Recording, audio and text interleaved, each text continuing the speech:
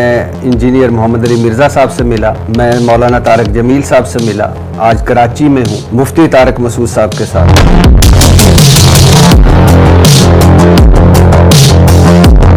آپ نے مذہب کو مذاق بنا دیا ہے, لطیفوں والا دین بنا دیا ہے. آپ اکثر غیر معتاد گفتگو کرتے ہیں اور یہ سب کچھ کرتے ہیں نام کے لیے, تو آپ کو شغلی مولوی کہا جاتا ہے. 3 طلاق یافتہ سے شادیاں کرو یا 3 بیوہ سے شادیاں کرو, چوتھی میں کرا دوں. 16 سال کی لڑکی سے, 2 8 سال کی لڑکی سے, ورنہ 4 سال کی 4 لڑکیوں سے. اب مجھے بتائیں, آپ نے لڑکی کو جنس سمجھ لیا ہے. میں بیٹی کا باپ ہوں, آپ بھی ہیں. یہ مزاح تھا آپ کا, ایک مفتی کا مزاح تھا, ایک مفتی کا مزاح. مفتی کو مزاح کرنے پر گورنمنٹ نے پابندی لگائی ہے یا لڑکی, آپ لڑکی کو کیا کہہ رہے ہیں؟ آپ انجینئر محمد علی مرزا سے مناظرے کے لیے کراچی سے جیلم جا پہنچے, وہاں ویڈیوز بنائی, اپنی جیت کا خود اعلان کیا اور واپس کراچی آ گئے. اسلام کا جھنڈا یقیناً بلند ہو گیا ہوگا, ہو گئی ہوگی یقیناً آپ کی مذہب کی خدمت. اتنی زبردست خدمت ہوئی. آپ کو بنیادی اختلاف کیا ہے انجینئر محمد علی مرزا صاحب سے؟ انجینئر مرزا سے اختلاف یہ ہے, پراپر عالم نہیں ہے اور مسٹیک علمی بہت زیادہ کرتے ہیں. جیلم والی سرکار, شف والی سرکار. انجینئر محمد علی مرزا کہتے ہیں کہ مولانا طارق مسعود دیوبندیوں کے فرنٹ مین ہیں, دیوبندیوں کے گول کیپر ہیں, غلط عقیدے والے انسان ہیں اور مرنے کے بعد اللہ کے پاس نہیں اپنے بزرگان کے پاس جانے والے انسان ہیں. تو جنت میں کون جائے گا انجینئر سے؟ بس یہ مجھے ایک لسٹ لکھوا لے. وہ بورے ویسے کہاں ہیں جو آپ لے کے گئے تھے؟ جب بھی کوئی کہیں بورا لے کے جاتا ہے نا, واپس آ کے اس بورے کو خالی کر کے چیزوں کو اپنی جگہ رکھ دیتے. یہ ساری کتابیں آپ دیکھ رہے ہیں, یہ بورے سے نکلی ہوئی کتابیں ہیں جو ہم نے الماری میں دوبارہ فٹ کر دی ہیں. میں لیکچر سن رہا تھا انجینئر محمد علی مرزا کا, کہہ رہے ہیں کہ ان 5 جو دیوبندیوں کے عقائد ہیں ان کو قرآن و سنت سے ثابت کریں تو سمجھے مناظرہ ہو گیا. پہلا وہی ہے چشتی رسول اللہ. تو یہ امتحان لینے کے لیے انہوں نے اس سے کہا جو ہماری نظر میں ٹھیک نہیں ہے. دوسرا ہے سر تھانوی رسول اللہ. رسول اللہ صلی اللہ علیہ وسلم کی قبر مبارک اللہ تعالیٰ کے عرش اور کرسی سے افضل ہے. خلیل سہارنپوری صاحب کی الموند المغند. ہم بزرگوں کی قبروں اور سینوں سے فیض لینے کے قائل ہیں. قاسم نانوتوی صاحب مرنے کے 6 سال بعد اپنی قبر سے نکلے اور دیوبند کے 2 علماء یا 2 مولانا صاحب میں صلح کروا کر واپس قبر میں چلے گئے کہ ہم رسول اللہ صلی اللہ علیہ وسلم کی قبر میں زندگی کو دنیا کی سی مانتے ہیں. نبی کا جسم ویسے ہی سلامت ہے جیسے دنیا میں سلامت تھا, طے ہے, کوئی شک ہی نہیں. مگر دنیا کی سی مراد کیا ہے؟ بہترین سوال کیا آپ نے. 555 ہجری میں شیخ احمد رفاعی نبی کے روزہ مبارک پر, نبی صلی اللہ علیہ وسلم کے روزہ مبارک پر حاضر ہوئے, نبی کی شان میں اشعار پڑھے. 90,000 لوگوں کی موجودگی میں نبی صلی اللہ علیہ وسلم نے ہاتھ قبر سے نکالا, شیخ احمد رفاعی نے بوسہ دیا اور پھر ہاتھ مبارک قبر کے اندر چلا گیا. آپ اتنی دور جیلم چلے گئے, یہاں ہمارے بیٹھے ہیں 4 × 4 8 جماعتیں, موٹر سائیکل کی ٹینکی, پیٹرول والی ٹینکی پہ نا, انا تو انا کل کو صرف صلی ربی کا ونار انا شانیہ کو لب تھا, یہ پڑھ کے پھونکا کرے پیٹرول میں برکت ہو. کتنی بڑی کرامت, کبھی ان کے پاس بھی جائیں. کیلا رکھنے کا مدنی طریقہ دیکھیں. چاچا جانی جو ہے ان کا بزرگ ہونا تو پہلے ثابت کرو نا. میں ایک سن رہا تھا ٹی وی پہ, وہ کہہ رہا تھا کہ بجلی کے میٹر پہ زم زم لکھو انگلی سے. وہ آ رہا ہے آزاد جمیل. یہ کون فلم ہے؟ یہ آزاد جمیل صاحب کے بارے میں لوگوں کو بتا دوں, آپ کے ریفرنس سے بتا دوں کہ یہ کوئی مستند آدمی نہیں ہے. آپ کا میں کلپ سن رہا تھا کہ مجھے 2 اعتراض ہے جس کو اتنا مذہب کا علم نہیں ہے. مفتی طارق مسعود جب کہتا ہے کہ تمہارے ذمہ لڑکی کی تعلیم نہیں ہے, دوسرا نابالغ لڑکی کو شادی کر دو, اور تیسرا کہ تعلیم ان کے ذمہ ہے. کیا میں اور آپ اپنی بیٹیوں کے ساتھ بھی یہ کریں گے کہ نابالغ لڑکی کی شادی 8-10 سال 12 سال کی بیٹی ہو اس کی شادی کر دیں؟ مفتی طارق مسعود کا کہنا اور میرا کہنے میں بہت زمین آسمان کا فرق ہے. آپ یہ کہہ سکتے ہیں کہ میرے ان الفاظ میں مبالغہ زیادہ ہو گیا, اس طرح بیان نہیں کروں تو ٹھیک ہے, آئندہ میں احتیاط کروں. یونیورسٹیوں میں چرس बट रही है, लड़के लड़कियों की सेटिंग्स चल रही है, ये तरबियत करेगी आपके बच्चों की, ये हया सिखाएगी। एजुकेटेड लड़की आपको बेच कर खा जाएगी। लड़की का बॉयफ्रेंड बन गया, फिर उसने चर्च पीना शुरू कर दी, फिर ये कर दिया, फिर वो कर दिया, माएँ रो रही हैं, पीट रही हैं। मुफ्ती तारक मसूद के जो मानने वाले हैं वो तो बस डाउटफुल लोग है ना, कि लड़की कॉलेज यूनिवर्सिटी जाएगी, चर्च पिएगी। लड़के लड़कियों की सेटिंग चल रही है। सर ये कैसी आप बात कर तो रहे हैं? नहीं चल रही क्या? मुझे तो है, आप कैसी बातें तो कर रहे हैं? हर सर प्रोफेसरों की सेटिंगें चल रही हैं, आप लड़के लड़कियों की बात कर रहे हैं। आपने कहा सर अगर शादी के बाद शोहर को हक है बीवी को तलाक देने का, जज को नहीं। क्या गधापन है अदालतों में नाफिज कर दिया गया? बिल्कुल गधापन नहीं, खच्चरपन है, गधे से ऊपर की चीज है। मैं 77 सालों के इलेक्शंस की बात कर रहा हूँ। जो जाली इलेक्शन पे हुकूमत बनती है वो जायज है कि जब एक गलत तरीके से चुना गया हो, जो चुना ही ना गया हो, और वो वजीर आजम बन जाए, तो उसको आप कैसे कह सकते हैं कि ये सही वाला है और इसके अहकाम मानो? उसका तरीक़ेकार बताइए, चाहे वो सरदारी क्यों ना हो। आपको आसमानी ज़रदारी से क्या एतराज़ है? जो आपको है, पहली दफ़ा मैंने मुफ्ती तारक मसूद साहब को देखा है कि उन्होंने कहा कि बस इतना ही, इससे आगे कुछ नहीं कह सकता। यहूदी एजेंट कहने पर हिसाब देना पड़ेगा। आप समझते हैं इमरान खान यहूदी एजेंट है? नहीं मैं नहीं समझता। तो फिर इसका मतलब मौलाना फजल रहमान को सजा मिलेगी। जो मौलाना फजल रहमान की बात, अब तो उन्होंने भी रुजू किया हुआ है आज। इमरान खान बैसियत इंसान और बैसियत वजीर आजम कैसे लगे आप? इमरान खान ने जो अच्छे काम किए, हमने उस वक्त इमरान खान को अप्रिशिएट किया। और ये जो निकाह नामे में ख़त्म नबूवत का जुमला बढ़वाया था, यूनाइटेड नेशन में जाके एक बड़ी अच्छी स्पीच की थी इमरान खान ने। मुफ्ती तारक मसूद साहब ने क्या इल्म हासिल किया है मजहब का? सनद दिखा दें आप फिर। ठीक है, मैं आपको सनद नहीं मिंटर की बस, उसमें यही है कि नहीं दिए तो नहीं, जाहिर सी अच्छा, अल्लाह पड़ा हो। इंटरफेयर। अच्छा आप फिर फेल कह लें, मुझे आप मैट्रिक फेल कह लें। कितने बच्चे हैं सर? 19। मेरे ख्याल से इमरान खान आपको ही देख के चीखता था कि बहुत यंगस्टर जिसको भी देख के चीखता हूँ। मुझे आपसे मिलकर वाकई खुशी हुई है। कराची आपके पास आकर खुशी हुई है। बहुत शुक्रिया सर, थैंक यू जी। अस्सलाम वालेकुम वरहमतुल्लाहि वबरकातुहू।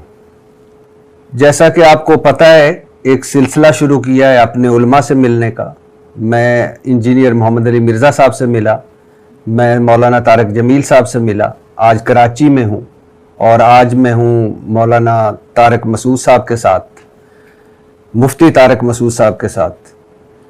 क्यों मिल रहा हूँ ये मैं आपको बता चुका हूँ कि हमारा अल्लाह सच्चा अल्लाह, एक अल्लाह, हमारा रसूल आखिरी इंसान तक के रसूल, हमारी जान कुर्बान, हमारा कुरान सच्ची किताब, आखिरी इंसान तक की किताब, लेकिन हम ज़वाल पजीर हैं।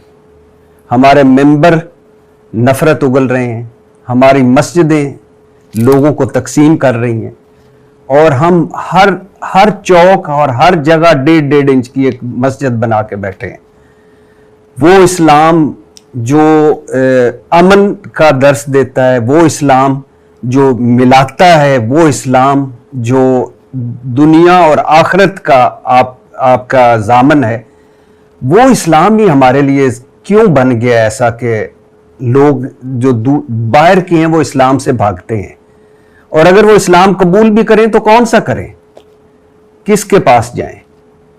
और अब कुछ लोग ऐसे हैं जिनको लोग सुनते हैं, कुछ लोग ऐसे हैं जो अगर पॉजिटिव किरदार अदा करना चाहें तो हो सकता है। क्यों ये सब कुछ हो रहा है? क्यों हम पूरी दुनिया में हम ज़वाल पजीर हैं? क्यों जो मगरब है वो आगे निकल गया और हम पीछे रह गए हैं? क्यों हमारी मस्जिदों के जो नमाजी या मस्जिदें भरी होती हैं, लेकिन बाहर देखें, यानी अगर इसको आसान लफ्ज़ों में कहें तो हम अल्लाह को तो मानते हैं, अल्लाह की नहीं मानते। हम रसूलुल्लाह सल्लल्लाहु अलैहि वसल्लम से मोहब्बत तो करते हैं मगर उनकी सुन्नतों पर अमल नहीं करते। हमने कुरान और नमाज, हत्ता के नमाज जो 5 वक्त पढ़ते हैं, उसका भी ज़्यादातर लोगों को नहीं पता होता कि ये क्या पढ़ क्या रहे हैं। बस पढ़ी जा रहे हैं और करी जा रहे हैं और हमारी ज़िंदगियों में बरकतें नहीं रही। تو اسی سلسلے میں آج میں ہوں مولانا طارق مسعود صاحب، مفتی طارق مسعود صاحب کے ساتھ. ان سے پوچھوں گا. بہت سارے سوالات ہیں میرے ذہن میں، ان کو میں بہت سنا، انجینئر صاحب کو سنا، مولانا طارق جمیل صاحب کو سنا، اور لوگوں کو جو ہمارے قابل عزت علماء ہیں ان کو بھی سنتے ہیں. تو آج وہ سارے سوالات جو آپ بھی پوچھنا چاہتے ہیں وہ آج ان کے سامنے میں رکھوں گا. بہت شکریہ سر. اور کراچی، آپ کے کراچی میں آپ کی درس کی طرح ہی گرمی ہے، حالانکہ اسلام آباد میں ہلکی ہلکی سردی ٹھنڈا ہوتا ہے. نہیں کافی گرمی ہوتی ہے. اچھا سر، ایک تاثر ہے کہ آپ نے مذہب کو مذاق بنا دیا ہے، لطیفوں والا دین بنا دیا ہے.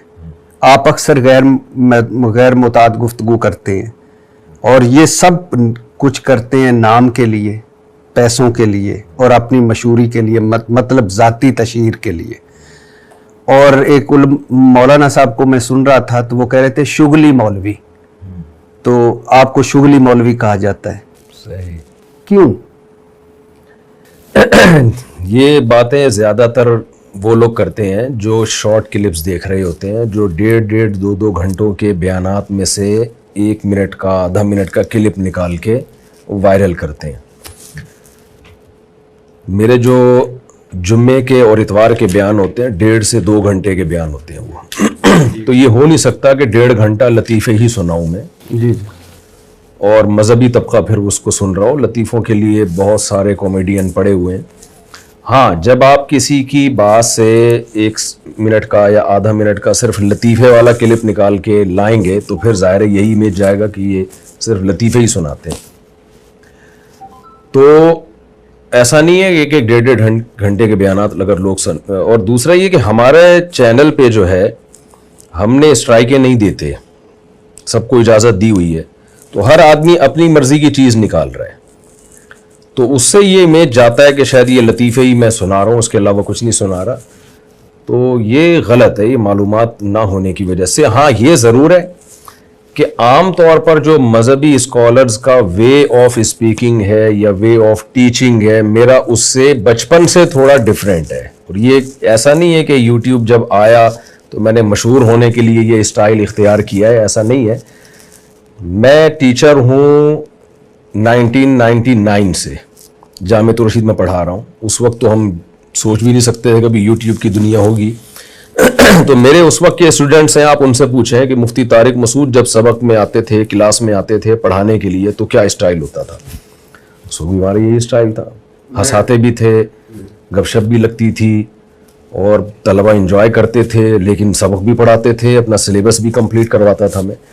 اب میں ایک نیچرل ہے. نہیں، میں مان لی آپ کا نیچرل ہے، لیکن آپ کا ایک میں سن رہا تھا، آپ کہہ رہے ہیں ایک مولوی سے کسی نے پوچھا کہ کیا لڑکی کے ساتھ سونا جائز ہے؟ بولے کم وقت سوتا کہاں ہے تو؟ کون پاگل ہے جو لڑکی ساتھ سوئے گا؟ پھر آپ ہنسے، ہنس کر کہا سمجھ آئی میری بات؟ تو اب ایک مولانا مفتی لڑکی کے ساتھ سوئے، کم وقت سوتا کہاں ہے؟ نہیں، مولانا مفتی نہیں سو رہا، وہ مولانا مفتی ڈانٹ رہا ہے کہ کوئی شخص مولانا سے پوچھ رہا ہے کہ لڑکی کے ساتھ سونا جائز ہے، تو مولانا کہتے ہیں تم سوتے کہاں ہو.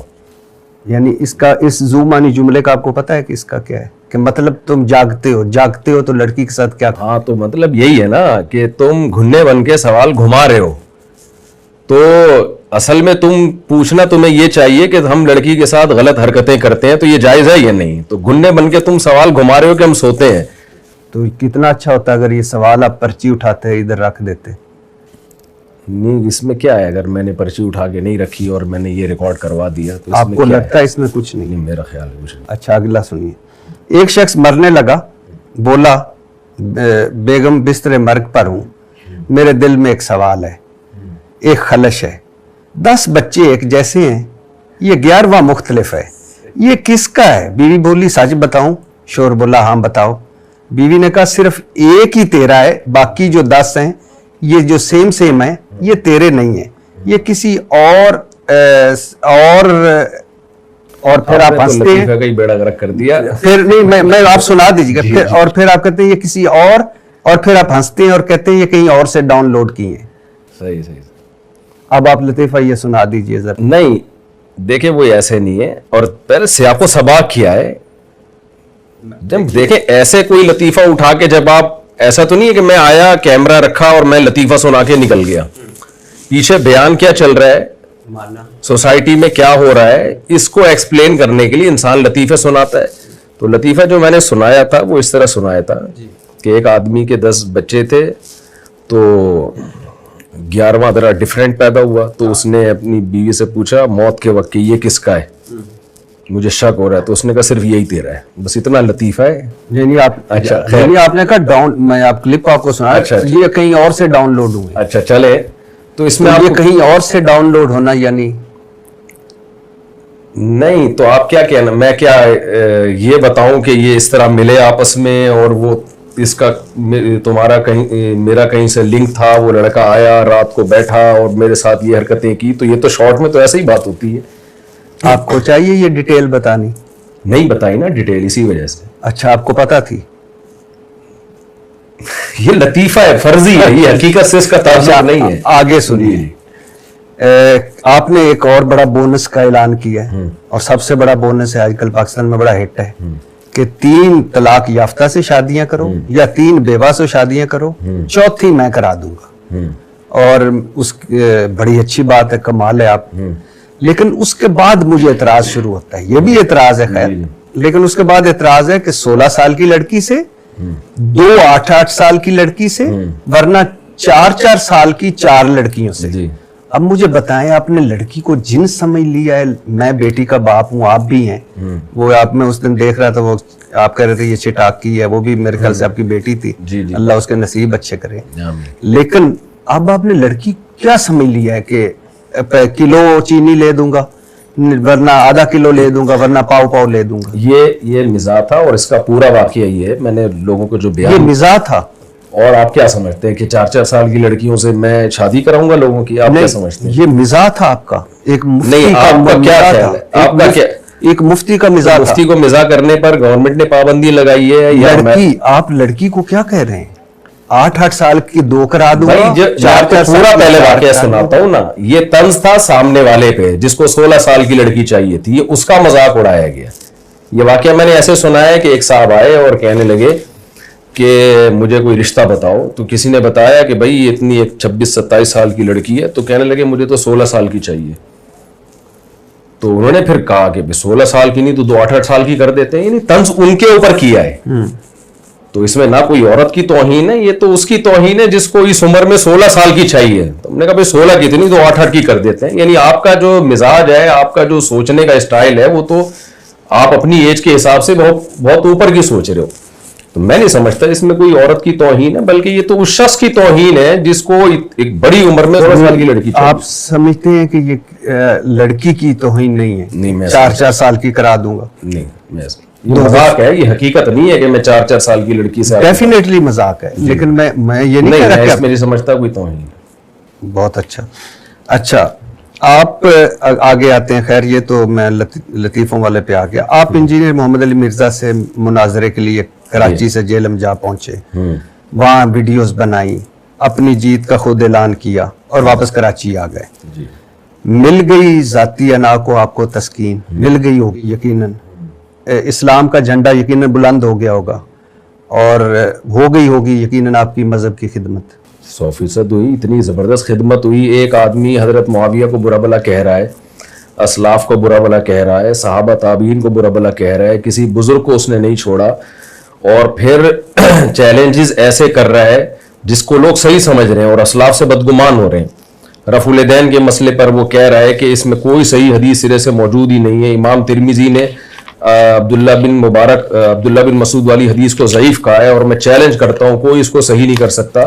تو جب ایک شخص اتنا کچھ غلط پھیلا رہا ہو, اور بڑا مسئلہ تو حضرت معاویہ کا ہے, جن سے محبت ہمارے ایمان کا حصہ ہے, جن کی صداقت پر, عدالت پر اجماع امت کا, تو جب اتنی باتیں کر رہا ہو تو جواب تو بنتا ہے نا. ہم یہاں سے جواب دے رہے ہیں تو ادھورا کلپ چلا کے اس کا جواب ریکارڈ کروا دیا جاتا ہے, اور پھر خود چیلنج بھی کر رہا ہے. تو ایسے موقع پہ اگر میں نہیں جاؤں گا تو کیا نتیجہ کیا نکلے گا؟ لوگ اسلاف سے, علماء سے بدگمان ہوں گے. تو ایسے موقع پہ اس کی دعوت پہ میں گیا ہوں, اس نے بار بار بلایا, وہ کلپ آپ نے دیکھے ہوں گے, اور میں گیا ہوں, اور بہت ہی تمیز سے جانے کے بعد ایسا نہیں کہ میں گھر جا کے میں نے چھاپا مار دیا اچانک, بلکہ میں نے ٹائم دیا کہ آپ 48 آورز میں پازیٹیو رسپانس ریکارڈ کروا دیں کہ میں بیٹھنے کے لیے تیار ہوں. بیٹھیں گے کب, ہم یہ آپس میں مل بیٹھ کے طے کریں گے, اور کن شرائط پہ بات ہوگی یہ بعد میں طے کریں گے. صرف آپ اس کو سیریس لیں کہ میں آ گیا ہوں. تو 48 گھنٹے میرا خیال ہے بہت ہوتے ہیں, اس کے بعد بھی کوئی رسپانس نہ کرے. تو ہم نے تو اپنی جیت کا اعلان نہیں کیا, ہم نے تو کہا بھائی آپ دیکھ لیں 48 آورز ہیں, یہ جہلم ہے, اور نہیں آیا اس 48 گھنٹے میں. تو اب یہ تو عوام فیصلہ کرے گی کون جیتا کون ہارا. انجینئر صاحب کی اکیڈمی کھلتی ہے اتوار کو, آپ کو پتا تھا جی, یہ, اور آپ گئے.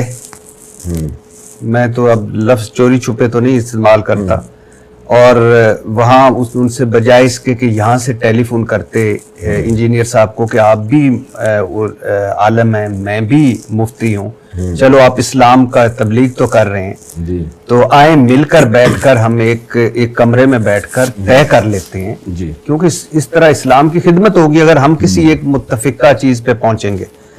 آپ نے فون یا میسج کرنے کے بجائے چوک پر کھڑے ہوئے اور ایک ویڈیوز بنائی, اور پھر اس کو پھینکا, اور پھر اس کے بعد واہ واہ ہوئی, جے کار ہوئی, اور پھر اس کے بعد آپ تشریف لے آئے. تو اب مجھے بتائیے کتنا فرق پڑا اسلام کو اس ساری. اگر انجینئر صاحب بھی مجھے کال پہ کہتے ہیں نا کہ آپ جہلم آ جائیں اور ہمارے ساتھ بیٹھیں اور اس دن آ جائیں, اس ٹائم پہ آ جائیں, تو میں بھی کال پہ بات کر لیتا, ان سے SMS پہ بات کر لیتا. انہوں نے تو ببانگے دہل ایک ویڈیو ریکارڈ کروائی, اور ایک بار نہیں بار بار, کہ ان کے پاس قیامت تک کے لیے ٹائم ہے, جب چاہیں یہ آ جائیں اور میری کرامت ہوگی, یہ کبھی بھی نہیں آئیں گے.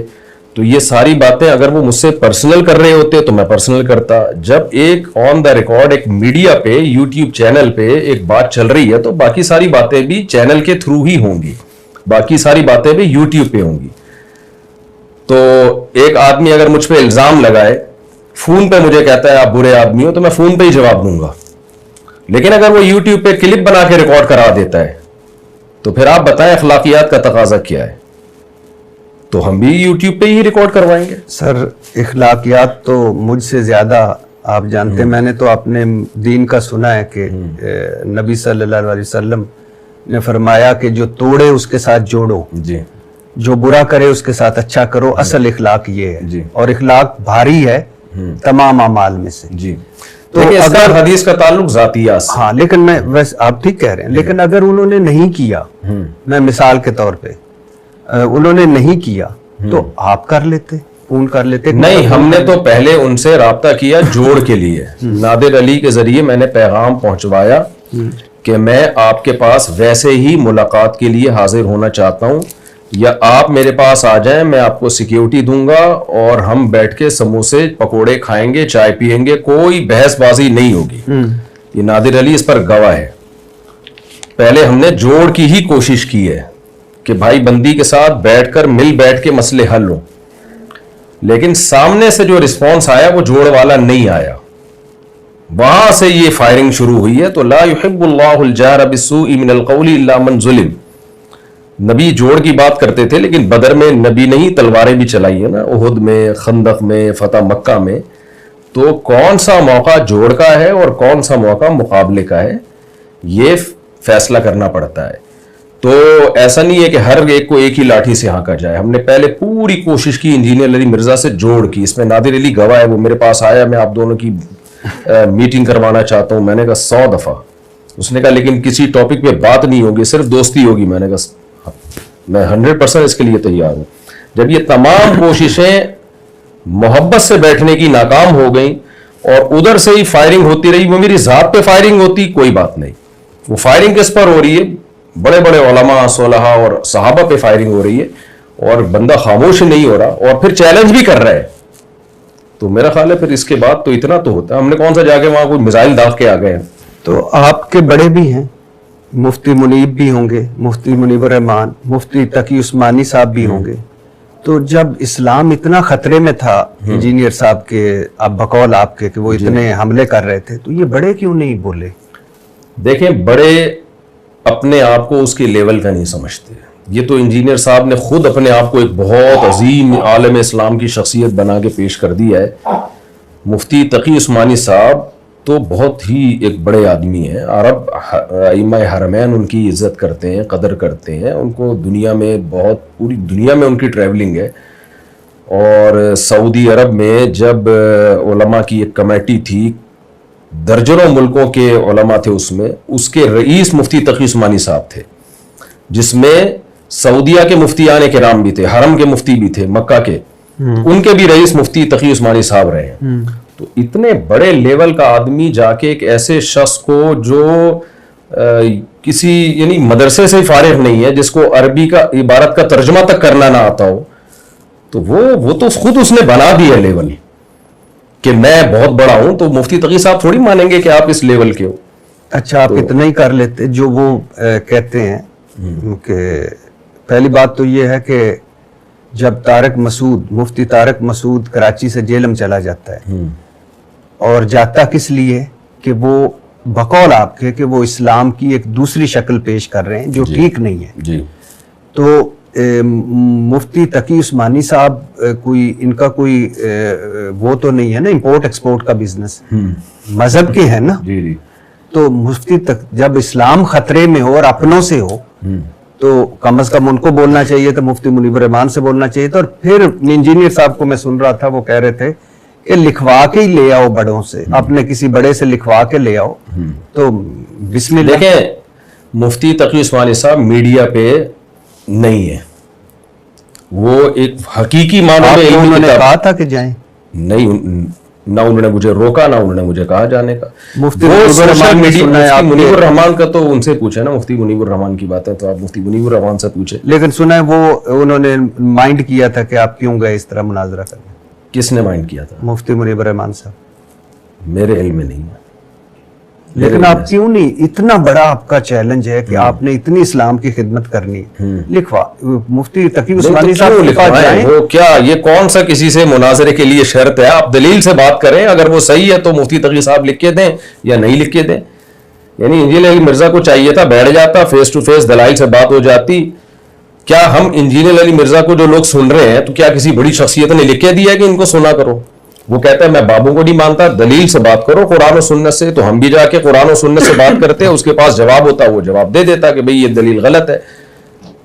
تو دنیا کے سامنے آ جاتا ہے یہ دلیل, کس کی دلیل صحیح ہے, کس کی دلیل غلط ہے. یہ جو شرط ہے کہ مفتی تقی صاحب, اگر وہ آج کہہ دے کہ نہیں مفتی تقی صاحب بھی نہیں, عالم اسلام کے جو سب سے مایہ ناز امام حرم ہے شیخ شریم سے لکھوا کے لاؤ, میں پھر بیٹھوں گا. تو کیا میں پاگل تھا, میں شیخ شریم سے لکھوانے چلا جاتا؟